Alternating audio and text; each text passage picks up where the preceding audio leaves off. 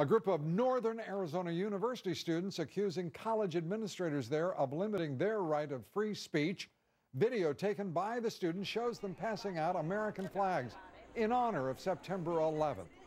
4 different university officials and a police officer approached that group and accused them of hindering foot traffic and lacking a permit. A university spokesman says it had nothing to do with what the students were saying. They were simply asking them to move to a different location within the same area. Joining me now through my favorite American Voices radio talk show host Ben Ferguson, WPHT radio talk show host Dom Giordano, and WFTL radio talk show host Joyce Kaufman here in the studios in New York with me. It's great to see you, Joyce. Let's start with Northern Arizona. What is going on in these universities and colleges around the country? I don't know, but it's frightening because we have a whole generation that's growing up with the most anti-American sentiment out there. They're ridiculed if they want to put a flag up or to hand out a flag pin. How did we end up like this, Lou? Yeah, I wonder if it's this generation, though, Dom, or is it the baby boomers and these older folks who make up the academia, the faculty of these universities and the administration? Well, exactly, Lou. And this isn't Berkeley, the usual suspects. This is Northern Arizona, a place that I don't particularly know that they'd be doing this. On top of it, story out just yesterday, the student loan default rate is incredible. College costs too much. Plus, it's just a place to indoctrinate kids. And indoctrinate they do. Ben, let me turn to one aspect of what is dominating the day's coverage, and that is this poverty rate. This administration puts forward a speech on jobs 2.5 years into his administration. Secondly, the same day as he is waving the Jobs Act around, Bank of America is announcing it's laying off more than 30,000 people. And today we have the poverty rate at 15.1%, the highest since 1993. What in the world is this administration doing? Well, I think they're completely lost on how to fix the problem. I mean, more importantly, what did the president say the other night when he talked to everybody saying, we're going to fix this and we're going to fix the problems and we're going to create jobs? It was the same speech he gave last year. The other thing was he doesn't understand that, for example, he said, I'm willing to compromise on corporate tax rates and bringing money in from overseas, but I'm not going to let it come in at zero. Well, being only partially competitive is not competitive enough in the economy we live in.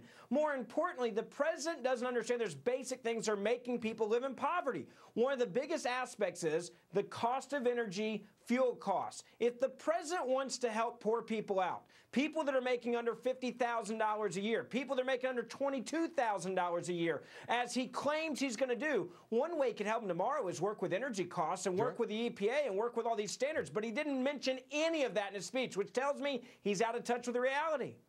Joyce, this president, whether he's out of touch with reality or whatever it is he's in touch with, the fact is his numbers are at the lows of his administration. His Gallup monthly approval rating at 41%. His disapproval in the daily tracking poll today at 50%. It doesn't get better. You would think that this president would begin to demonstrate that his practices aren't working. And it's just the opposite, Lou. He continues down the same path. It doesn't matter to him whether or not the American people support him. Doesn't matter to him whether or not he is getting approval ratings. He's on a mission.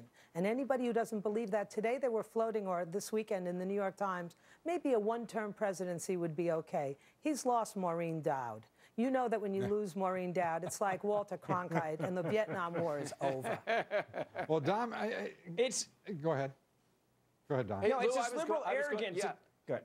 Go ahead, Dom. Lou, I was going to say the one number that he has the highest of any president I can remember is the class warfare number. On my show today, I predicted when we saw this poverty rate, and already they're out there saying if we just had fewer billionaires, we would have fewer people that are in poverty. This is what the mantra is, and this president is the most divisive on this. You know, today, David Axelrod, we began this day with David Axelrod telling George Stephanopoulos, talking that Chicago thug talk, telling Stephanopoulos that the Jobs Act is not a negotiation with the Republicans in Congress.